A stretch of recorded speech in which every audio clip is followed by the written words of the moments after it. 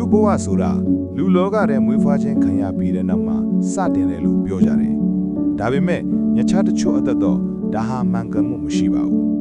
။ဘာကြောင့်လဲဆိုတော့တချို့ကလူလောကထဲမရောက်ခင်မိခင်ရဲ့ဝမ်းပိုက်ထဲမှာတင်ဘဝတိုက်ပွဲတွေဆင်နွှဲလာရတယ်မဟုတ်ပါလား။အဲ့ဒီထဲကတစ်ယောက်ကတော့ပေါ်တူဂီဘောလုံးလောကကိုကမ္ဘာစင်မြင့်ထက်ကိုထမ်းတင်ပေးပြီးကမ္ဘာအကောင်းဆုံးဘောလုံးသမားတွေကတစ်ယောက်ဖြစ်လာမယ်ခရစ္စတီယာနိုရိုနယ်ဒိုဒိုဆန်တောစ်အဗေရိုပါ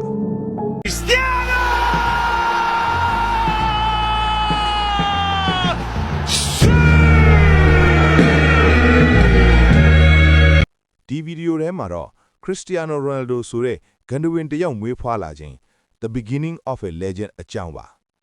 စကားမဆက်ဒီလိုဘောလုံးအရာတွေကိုသိချင်ရင်ကျွန်တော် channel လေးကို like and subscribe လေးလုပ်ပေးခဲ့ခြင်းဖြင့်ကူညီပေးခဲ့ကြပါမဒီရာကိုပိုင်အုပ်ချုပ်ခွင့်ရဒီတာလို့ခေါ်တဲ့ပေါ်တူဂီပိုင်နယ်ဘေတစ်ခုကကျွန်းစုတွေနဲ့ဖွဲ့စည်းထားပြီးအဓိကကျွန်းမကြီးကမဒီရာကျွန်းပါမဒီရာရဲ့အကြီးဆုံးနဲ့မြို့တော်အဖြစ်သတ်မှတ်ထားတဲ့ဖန်ရှယ်မြို့ကတောင်ပေါ်နဲ့ကမ်းခြေ area တစ်လျှောက်ဖြန့်ကျက်တည်ရှိပါတယ်မြို့တော်ဖန်ရှယ်ရဲ့တောင်ပေါ်ဒေသတွေမှာတော့တာမန်လူဒန်းစားမိသားစုတွေနဲ့ဆင်းရဲတဲ့မိသားစုတွေကအဓိကနေထိုင်ကြပါတယ်အဲ့ဒီအချိန်ကပေါ်တူဂီဆိုတာယူရောပရဲ့အစင်းရဲဆုံး30နိုင်ငံထဲမှာရှိနေသေးပြီးတော့တောင်ပေါ်ဒေသကဆင်းရဲတဲ့မိသားစုတွေအထွတ်ကတော့ပိုလို့တောင်ဆင်းရဲပါသေးတယ်ဒီဆင်းရဲတဲ့မိသားစုတွေထဲမှာဂျိုဇေဒီနစ်အဗေရိုနဲ့မာရီယာဒလောရက်စ်တို့လင်မယားလည်းအပါဝင်ဖြစ်ခဲ့ပါတယ်ဂျိုဇေတို့မိသားစုရဲ့အိမ်လေးကသေးငယ်လုံးတဲ့အကျဉ်မိုးမလုံလေးမလုံတဲ့အတွက်မိုးသေးတဲ့ညတွေမှာဆိုရင်မိုးမယိုတဲ့အခန်းနဲ့တမိသားစုလုံးစုပြီးအိပ်စက်ခဲ့ရပါတယ်သူတို့လင်မယားနှစ်ယောက်မှာ Hugo dos Santos, Kadia Avero နဲ့ Elma dos Santos Avero ဆိုတဲ့ကလေး၃ယောက်ရှိပါတယ်မာရီယာကသူ့မိသားစုစားဝတ်နေရေးအတွက်မနှဲစူးစမ်းနေရတဲ့အတွက်ကလေးထက်ရမှာကိုကြောက်ရွံ့နေပါတယ်ဒါပေမဲ့1985ခုနှစ်ရဲ့နှစ်လည်ခင်းအချိန်မှာ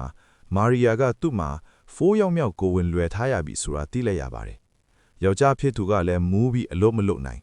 မာရီယာတယောက်တည်းအလုပ်လုပ်ပြီးပတ်စံရှာနေရတဲ့အတွက်ကိုဝင်ရင်လာလို့အလုပ်မလုပ်နိုင်ရင်မိသားစုစားဝတ်နေရေးအဆင်မပြေမှာကိုစိုးရိမ်နေပါတယ်ဒါကြောင့်မာရီယာကမမွေးဘူးဆုံးဖြတ်ပြီးကိုဝင်ပြက်ကြစည်းတွေကိုဆရာဝန်နဲ့မတိုင်မင်ပဲတောက်ပြီးအနုနီးနဲ့တမျိုးအချားနီးနဲ့တဖုံဖြတ်ချခဲ့ပါတယ်ဒါပေမဲ့မာရီယာရဲ့စင်တာကမပြည့်ဝခဲ့ဘူးဆိုရမလားဒါမှမဟုတ်ဖះကပဲဘိုက်ထဲကကလေးကိုခန္ဓာရည်စွမ်းအားအပြည့်ပေးခဲ့လေလားမသိတဲ့မာရီယာရဲ့ကိုဝင်ကဘယ်လိုနီးနဲ့မှပြက်မကြခဲ့ပါဘူးမမွဲခင်ကတည်းကမာကြောမှုခန္ဓာရည်အပြည့်နဲ့လာတဲ့ကလေးဆိုပါတော့မာရီယာကသူ့ဘိုက်ထဲကကလေးရဲ့တင်းကန်မှုကြောင့်မွေးဖွားဖို့ကိုပဲပြောင်းလဲဆုံးဖြတ်ခဲ့ရပါတယ်မာရီယာမွေးဖွားဖို့ဆုံးဖြတ်လိုက်တဲ့နေ့ကဒီကဘာမှာဘောလုံးကန်ဝင်တယောက်လူသားမျိုးနွားအတွက်စံပြထိုက်ကလူသားတယောက်ရဲ့တရားဝင်ဘဝခီးစတင်ပါတော့တယ်ခရစ္စတီယာနိုရိုနယ်ဒိုကို1985ခုနှစ်ဖေဖော်ဝါရီ9ရက်နေ့ပေါ်တူဂီနိုင်ငံမဒီရာကျွန်းပေါ်ကဖန်ရှယ်မြို့ငယ်လေးမှာမွေးဖွားခဲ့တယ်။သူ့နာမည်အရင်ကခရစ္စတီယာနိုရိုနယ်ဒိုဒေါ့ဆန်တောစ်အဗေရိုသူ့အဖေဂျိုဇီဒီနစ်အဗေရိုဟာဒေတာကန်အသင်းတစ်သင်းမှာကစ်မန်အဖြစ်အလုပ်လုပ်သူမာရီယာဒလောရက်စ်ဟာအိမ်တော်မိသားစုအတွက်မခိုမခန့်အလုပ်လုပ်နေသူမိသားစုကအရန်ဆင်းရဲတဲ့အတွက်အစာစားရတဲ့ညတွေရှိသလိုအစာမစားရဘဲဘိုင်ဟောင်းလောင်းနဲ့အိတ်ခဲရတဲ့ညတွေလည်းရှိတယ်။အိမ်ကလည်းချင်းချင်းလေးရဲ့အဝိရှော်ဆဲတောင်ထားစရာမရှိလို့အပြင်းထုတ်ထားရတယ်။ဘဝလည်းမလွယ်ကူဘူး။ဒါပေမဲ့ကလေးငယ်ရိုနယ်ဒိုအတွက်ဘောလုံးတစ်လုံးမဲ့လိုအပ်တယ်။လမ်ဘေမြက်ခင်းလေးတဲတောင်ဘယ်နေရာမဆိုသူ့အတွက်ကွင်းထီသွားတယ်။အသက်6နှစ်အရွယ်မှာတင်သူ့ထက်အသက်ကြီးတဲ့လူငယ်တွေနဲ့အတူဘောလုံးကန်နေပြီ။သူအမကနောက်ပိုင်းမှာပြောခဲ့တယ်။သူကအိယာထဲမှာဘောလုံးကိုဖက်ပြီးအိတ်တယ်တဲ့ဘောလုံးဟာသူ့အတွက်အပျော်မဟုတ်ဘူးသူ့ဘဝအတွက်လွတ်လပ်ရာထွက်ပေါက်အိမ်မက်သူ့ဖေဟိုဇေကအန်ဒိုရင်ဂါအသင်းမှာလူငယ်အသင်းနီးပြလက်နေတာမို့ခလီငယ်ရိုနာဒိုဟာကွင်းပေးမှာပဲကြီးပြင့်ခဲ့တယ်တနေ့မှာတော့ရိုနာဒိုကသူ့ဝမ်းခွဲအကူနူနိုတို့ကစားနေတဲ့ပွဲကိုအားပေးနေရင်သူ့အဖေဟိုဇေကလန့်ခေါ်ပြီးမင်းတို့နဲ့ကစားချင်လားလို့မေးလိုက်ပါတယ်ရိုနာဒိုဟာသူ့ထက်အသက်ကြီးတဲ့လူတွေနဲ့တောင်ကစားလာတာမို့လို့ကစားချင်တယ်လို့ပြောလိုက်ပါတယ်ဟိုဇေကဒါဆိုလဲလာလီကွာဆိုပြီးရိုနာဒိုကိုသူ့အကူတို့အသေးစီခေါ်သွားပါတော့တယ်ပွဲထဲမှာတော့ရိုနာဒိုလီကနန်တန်ဒီဖန်ဒါတွေကိုခြေအောင်ဖြတ်ကွက်တွေနဲ့တယောက်ပြီးတယောက်ကိုကြော်ဖြတ်ပြီးဂိုးတွေကိုဆက်တိုက်သွင်းယူနေတဲ့ပွဲအပြီးမှာတော့ရိုနာဒိုလီကဟက်ထရစ်သွင်းပြီးအနိုင်ရရှိသွားပါတယ် ပွဲကြည့်စင်မှာလာကြည့်နေတဲ့မာရီယာကလည်းသူ့သားအတွက်ဂယူနေပါတယ်အန်ဒိုရီညာအသင်းသားတွေကလည်းရိုနာဒိုလေးကိုသူတို့အသင်းစီခေါ်ပေးဖို့ပြောကြပါတယ်အဲ့ဒီလိုပဲရှင်းနေရမှာတင်ရိုနာဒိုလေးကအ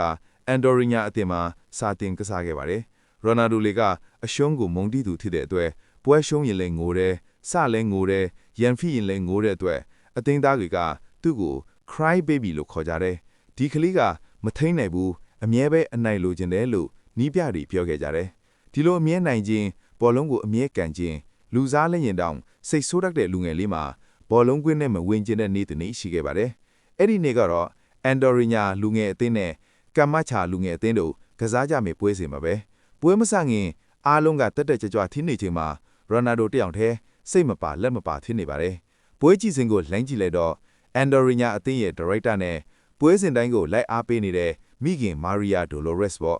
့မတက်မချလာဖြစ်နေတဲ့ရိုနာဒိုကိုသူ့အဖေဟိုဇေးကဘာဖြစ်နေတာလဲလို့မေးကြည့်လိုက်ပါတယ်ရိုနာဒိုကတော့ဒီပွဲကိုသူမကစားခြင်းဘူးလို့ပြောခဲ့ပါတယ်အဲ့ဒါနဲ့ဟိုဇေးကဘာဖြစ်လို့လဲလို့မေးလိုက်ပါတယ်ရိုနာဒိုရဲ့အဖေကတော့သူ့အသင်းကစက်တိုက်ရှုံးနေလို့ပါတယ်သူဘလောက်စူးစမ်းဂိုးတွေဘလောက်ပဲတွင်းသူတို့အသင်းကအမြဲရှုံးနေလို့ရိုနာဒိုတယောက်စိတ်ပြည့်နေတာပါအရှုံးကိုအလွန်မုန်းတီးသူဖြစ်တာကြောင့်ရှေ့လောက်နိုင်ပွဲရဖို့လမ်းစမမြင်တော့တဲ့ဒီအသင်းမှာသူဆက်မနေကျင်တော့တာမဟုတ်ပါလားဒါပေမဲ့ဟိုဇီကတားဖြစ်သူရိုနာဒိုရဲ့စိတ်ထဲမှာတဘဝလုံးဆွဲထင်စေမဲ့စကားတစ်ခုပြောခဲ့ပါတယ်မင်းအဲ့လိုလွယ်နဲ့ထွက်သွားလို့မရဘူးငါသားသူတို့မင်းကိုလိုအပ်တယ်ပြီးတော့လွယ်နဲ့လက်လျော့တာကလူညံ့တဲ့ရဲ့လို့ပဲမင်းလွယ်လက်လျော့ရင်တော့လူညံ့ထဲကလူညံ့တယောက်ဖြစ်လာမှာပဲလို့ပြောခဲ့ပါတယ်ဒါနဲ့သူ့အဖေခိုင်းတဲ့အတိုင်းကွင်းထဲဝင်ပြီးတောင်ပန်မှာနေရာယူလိုက်ပါတယ်ပွဲစပြီဆိုတာနဲ့ရိုနာဒိုဟာကစားပွဲကိုစိတ်နှိမ်ပြီးကြိုးစားကစားခဲ့တယ်ပြိုင်ဘက်ကစားသမားတွေကိုလင်းခေါက်ချော်ဖြတ်ပြီးသူ့အသင်းဖော်ကိုပေးခဲ့ပေမဲ့သူ့အသင်းဖော်ကသူ့နဲ့ပြန်မတွဲပဲပတ်သွားခဲ့အဲ့ဒီကနေတံပြန်တိုက်စစ်ထွက်သွားခဲ့တာကန်မချာအသင်းကဥဆောင်ကိုရသွားခဲ့တယ်နောက်တစ်ခေါက်မှလည်းရိုနာဒိုကသူ့အသင်းဖော်ကိုပေးခဲ့ပေမဲ့အသင်းဖော်ကသူ့နဲ့ပြန်မတွဲပဲပြတ်သွားခဲ့တံပြန်တိုက်စစ်ကနေဒုတိယကိုထပ်ပေးလိုက်ရပါတယ်အဲ့ဒီမှာပဲရိုနာဒိုကစိတ်မထိန်နိုင်တော့ပဲဒုတိယကိုပေးအပြီးပွဲပြန်စားဖို့ကွင်းထဲမှာနေရာယူကြချိန်ကွင်းပြင်ကိုထွက်သွားပါတော့တယ်ပထမပိုင်းပြီးတဲ့အထိကွင်းထဲကိုပြန်မဝင်လာပဲရိုနာဒိုတယောက်စိတ်ပြက်လက်ပြက်ထိုင်ကုန်နေခဲ့ပါတယ်အဲ့ဒီချိန်မှာပဲအသင်းဥက္ကဋ္ဌကရိုနာဒိုစီရောက်လာပြီးခရစ္စတီယာနိုလို့လမ်းခေါ်လိုက်ပါတယ်အဲ့ဒီမှာပဲရိုနာဒိုတယောက်မျက်ရည်တွေတုပ်ပြီးဟုတ်ကဲလို့ပြန်ပြောခဲ့ပါတယ်မင်းကဘာလို့ငိုရတာတုံးလို့မေးလိုက်တော့ရိုနာဒိုကကျွန်တော်တို့အမြဲရှုံးနေလို့ပါလို့ဖြေလိုက်ပါတယ်အသင်းပိုင်ရှင်ကအခုမှနှစ်ဂိုးမဲ့ပေးရသေးတာပြန်စူးစမ်းလို့ရပါတယ်ဒါတွေကမင်းအသင်းဖော်နေမို့လားသူတို့ကအားနေရင်လဲမင်းကကူညီရမှာပေါ့ကွင်းထဲမှာမင်းကအတော်ဆုံးကစားသမားပဲလေတည်တယ်မို့လားအသင်းပိုင်ရှင်ဆက်ဖြောင်းဖျားတော့ရိုနာဒိုကအဲ့ဒါကြောင့်ပဲကျွန်တော်ကဒေါသထွက်နေတာဗျာအသင်းဖော်တွေကိုစိတ်တုံမိနေတဲ့ကျွန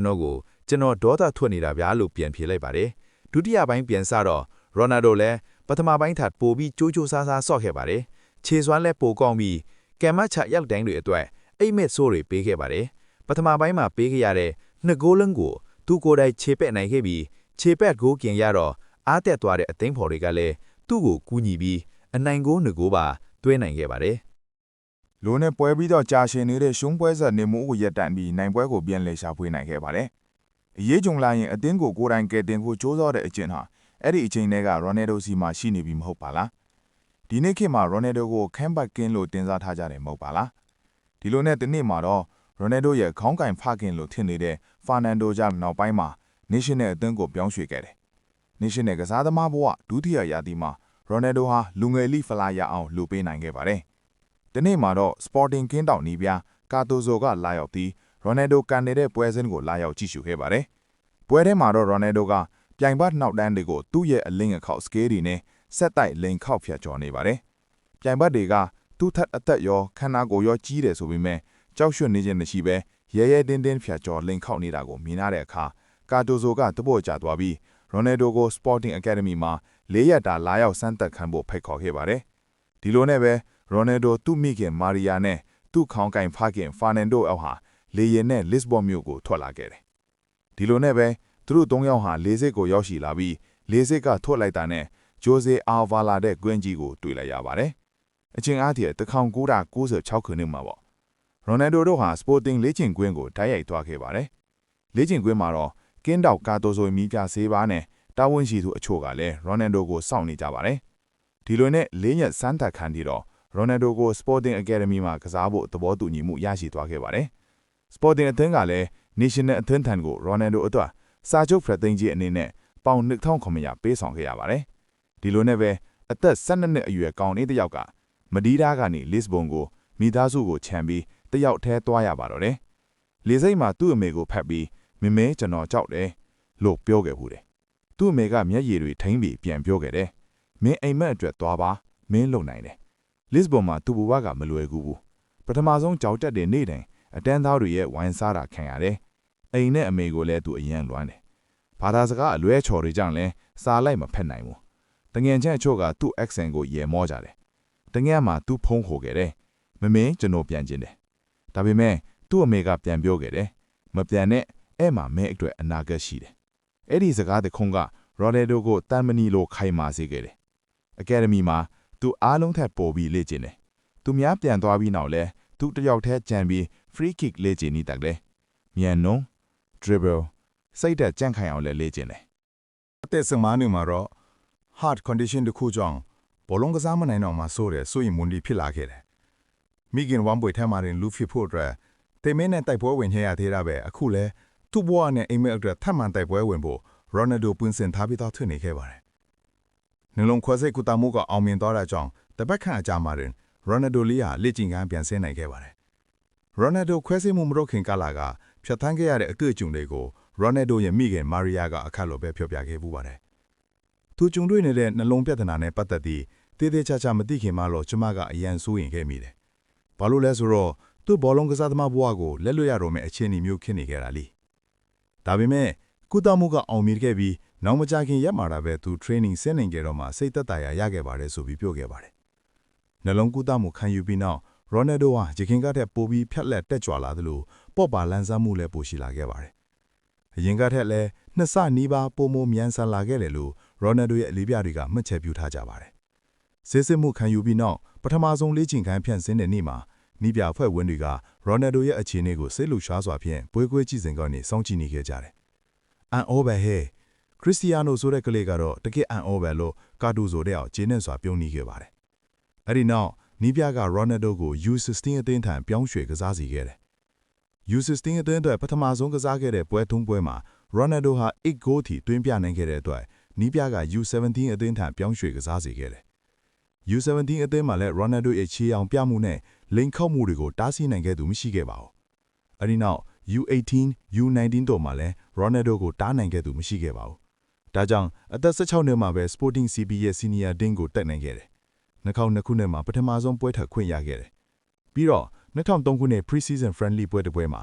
Sporting CP အသင်းနဲ့အင်္ဂလန်ရဲ့နာမည်ကြီးအသင်း Manchester United FC တို့ရင်ပြိုင်ခဲ့ကြတယ်။အဲဒီညဟာခရစ္စတီယာနိုရိုနယ်ဒိုရဲ့ဘဝကိုပြောင်းလဲမဲ့ညဆိုတာကိုဘယ်သူမှထင်မထားခဲ့ပါဘူး။ပွဲထဲမှာတော့ရိုနယ်ဒိုကညာဘက်ဝင့်ကနေလေးလိုပြေးတယ်။ Defender 2ယောက်3ယောက်ကိုကြော်တယ်။ Manchester United ကစားသမားတွေတုံ့လုစားကြတယ်။ပွဲပြီးချိန်မှာတော့ United ကစားသမားတွေကနီးပြကြီးကိုပြောခဲ့ကြတယ်။ Boss ဒီကလီကိုခေါ်ပေးပါ။နီးပြကြီးစာ Alex Ferguson ဟာမျက်လုံးကိုမခွာပဲကြည့်နေခဲ့တယ်။သူ့မှာထူးခြားတာတစ်ခုရှိတယ်လို့ပြောခဲ့တယ်။ Ronaldo ကိုခေါ်ဖို့ဆုံးဖြတ်ချက်ကိုမြန်ချလိုက်တယ်။ 12.24 million နဲ့ Ronaldo ကို Sporting ကနေ Manchester United ရဲ့အိမ်မက်ပြားစော်တုံကြီးထဲသို့အောင်မြင်စွာခေါ်နိုင်ခဲ့ကြတယ်။အဲဒီအချိန်မှာ 12.24 million ဟာဆယ်ကျော်နဲ့တူအတွက်အမြင့်ဆုံးအပြောင်းရွှေ့တစ်ခုဖြစ်ခဲ့တယ်။2003ခုနှစ်အသက်18နှစ်အရွယ်မှာ Cristiano Ronaldo ဟာ Manchester United ကိုတရားဝင်ပြောင်းရွှေ့ခဲ့တယ်။ Madeira လမ်းဘေးကကလေးလေးဟာ Old Trafford ရဲ့အလင်းရောင်အောက်ကိုရှောက်လန်းခဲ့တယ်။သူ့အမေကိုဖုံးခေါ်ပြီးတခွန်းနဲ့ပြီးပြောခဲ့တယ်။မမေကျွန်တော်လုံနိုင်ခဲ့ပြီ။ဒါဟာအဆုံးမဟုတ်ဘူး။ဒါဟာစတင်ခြင်း။စင်းရသားလူရန်တူရဲ့အိမ်မက်ကကမ္ဘာဘောလုံးသမိုင်းကိုပြောင်းလဲဖို့စတင်ခဲ့တဲ့အချိန် Cristiano Ronaldo legend တယောက်ရဲ့အစ